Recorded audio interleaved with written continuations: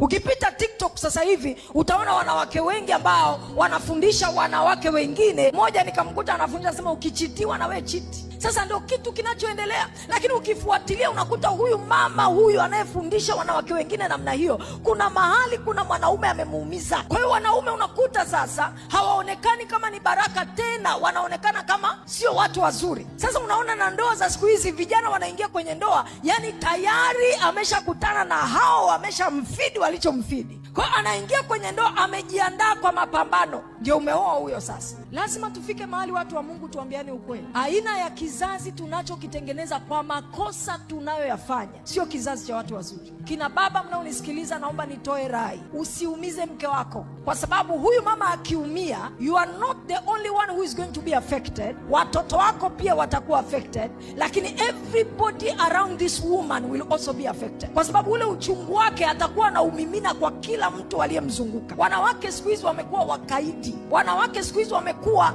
wajeuri, wanawake siku hizi wamekuwa wasiosikia. Lakini tatizo lilianzia wapi? Alikutana na jasusi mmoja somewhere, akapigwa matukio, akaumizwa. Kwa hiyo wanawake wengi wanatembea kwenye survival mode, wanawake wengi wanatembea kwenye defensive mechanism. Yani kabla hujamuumiza anakuumiza wewe kwanza. Why? Because of pain. Because of pain.